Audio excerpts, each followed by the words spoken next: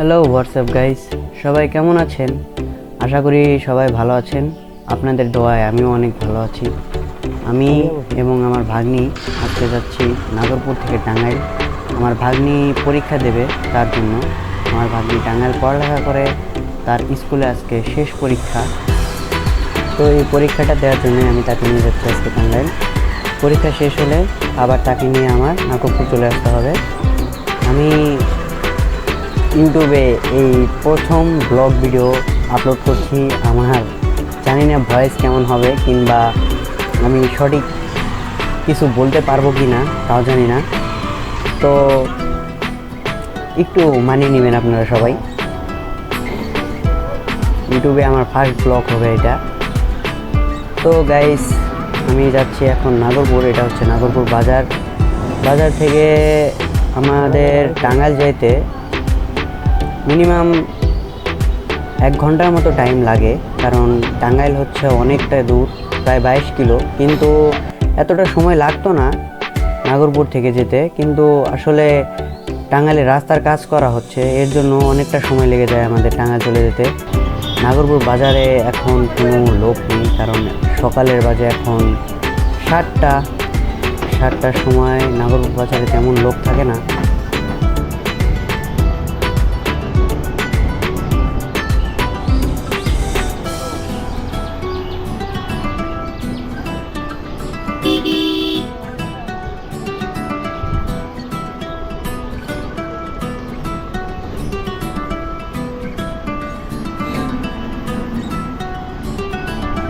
পুরো ভিডিওটা ইউটিউবে আপলোড দেওয়া সম্ভব নয়, তো আমি কাট করে দিচ্ছি। নাগরপুর বাজারের পর আমরা এখানে চলে এসেছি মাজার গেটের পর যে পাকা রাস্তাটা আছে সেই জায়গায়। এই জায়গার ভিউটা অনেক সুন্দর, এবং সকাল সকাল চার সাইডে হালকা একটু কুয়াশা কুয়াশা ভাব আছে, মাত্রই রোদ উঠলো। তো আমি আর আমার ভাগ্নি দুজনে কথা বলতে বলতে যাচ্ছিলাম। আপনারা পুরা রাইডটা উপভোগ করেন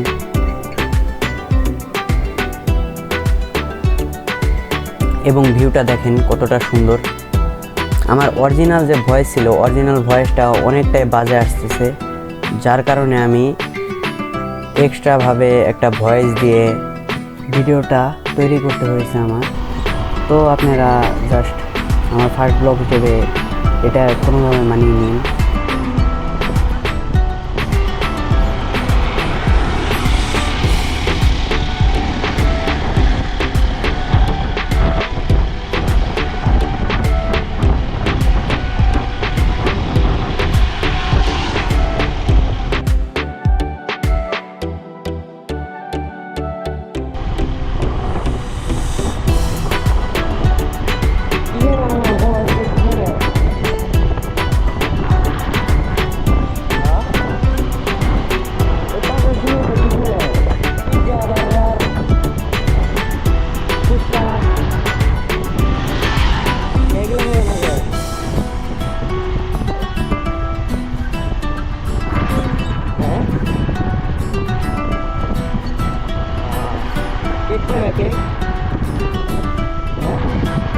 আমরা এখন এসে পড়েছি টাঙ্গাইল বড় কালীবাড়ি রোড। এটা এখান থেকে আমরা যাওয়ার সময় দেখতে পাই মহালয়ার অনুষ্ঠান হচ্ছে।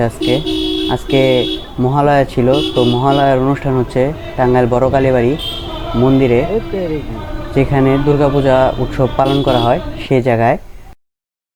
তো এখানে অনেক লোক হয়েছে, অনেক লোকের সমাগম বলার বাইরে। তখন খুব কম অল্প সংখ্যক লোক ছিল, কিন্তু পরে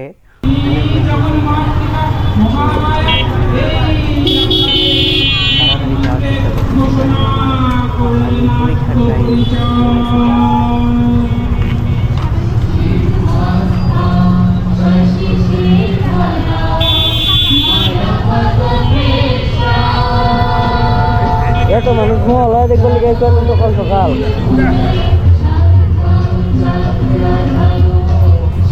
তারপর আমি আমার ভাগ্নিকে তার স্কুলে দিয়ে এসে এখানে মহালয়ার অনুষ্ঠানে কিছুক্ষণ সময় দাঁড়িয়ে এখানকার মহালয়ার অনুষ্ঠানটা আমি একটু দেখি।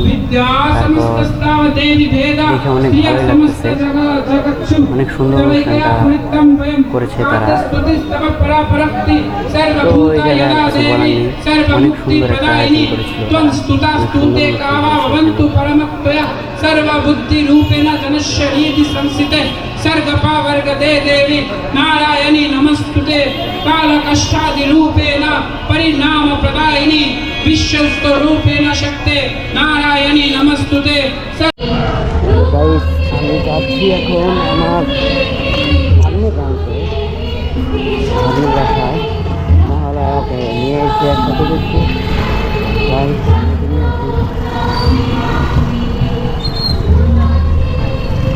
আগে আমার ভাগ্নির পরীক্ষা হবে, পরীক্ষার পর তাকে বাসায় নিয়ে যেতে হবে আমাকে। তো যতক্ষণ আমি আমার ভাগ্নের সাথে সময় কাটাই।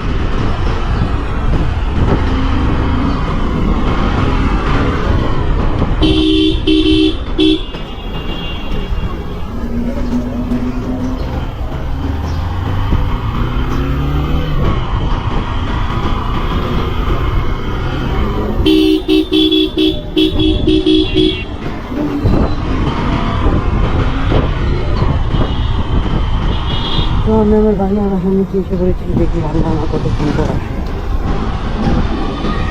গাড়িটা ঘুরাই আমি।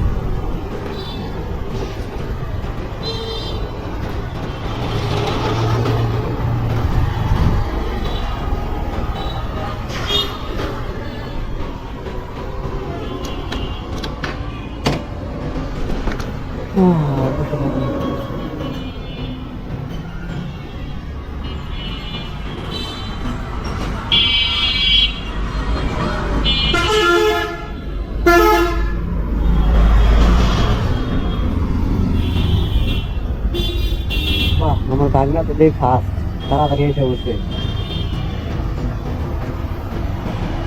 তো আমার ভাগ্নে দেখি অনেক তাড়াতাড়ি চলে এসেছে। তো এরপর আমি আমার ভাগ্নেকে নিয়ে চলে যাই একটু আড্ডা দেওয়ার জন্য, কারণ আমার ভাগ্নির পরীক্ষা শেষ হতে এখনও প্রায় 2 ঘন্টা সময়। 2 ঘন্টা সময় একা একা বসে তো আর থাকা যায় না, তার জন্য আমার ভাগ্নিকে নিয়ে চলে যায় আড্ডা দেওয়ার জন্য। পরে দুজনে মিলে একসাথে কিছুক্ষণ সময় অতিক্রম করে তারপর আমি আমার ভাগ্নিকে নিতে চলে আসি। ভাগ্নিকে নিয়ে ফেরার সময় আমি আমার ভাগ্নিকে বললাম যে তুমি বাইক চালাইতে চাও? তো আমার ভাগ্নি বলল যে হ্যাঁ চালাইতে চাই, কিন্তু আমি তো পারবো না। তো আমি জানি যে ও সাইকেল চালাইতে পারে, তো যে সাইকেল চালাইতে পারে সে আশা করি বাইকের হ্যান্ডেলটাও ধরে রাখতে পারবে। তো ওকে সামনে বসিয়ে আমি ওর কাছে বাইকের হ্যান্ডেলটা দিয়ে দিই, যাতে জানি ও একটু মজা করে চালাইতে পারে। তো এই দেখেন আমার ভাগ্নি কিন্তু একাই চালিয়ে যাচ্ছে। গাড়ির থ্রটলটা ও নিজেই ঘোরাচ্ছে। গাড়ির স্পিড ছিল মিনিমাম 30 কিংবা 30+, 40 কাছাকাছি। অনেক সুন্দরভাবে চালিয়ে গিয়েছে। এর জন্য আমার নিজেরই অনেক খুশি লাগতেছে যে আমার ভাগ্নি বাইক চালাইতে পারে মোটামুটি। তো দেখেন আপনারা কেমন লাগে।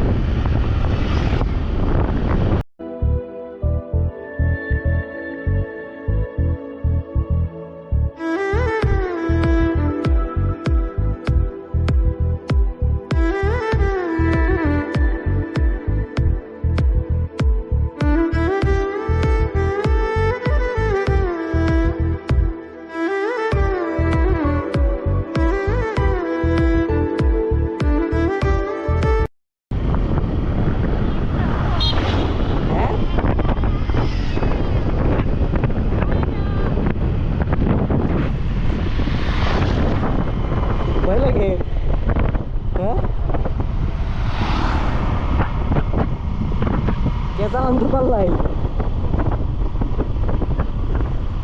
ধরবা আবার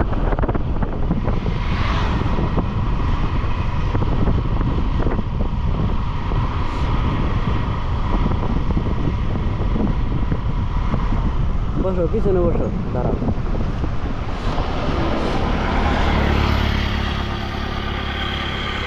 হ্যাঁ নামো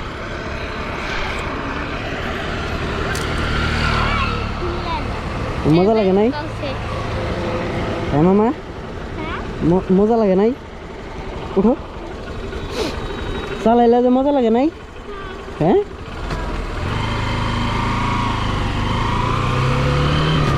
চালান পারবে না তাহলে তো আজকের ভিডিওটা এই পর্যন্তই ছিল আপনারা সবাই ভালো থাকবেন এবং সুস্থ থাকবেন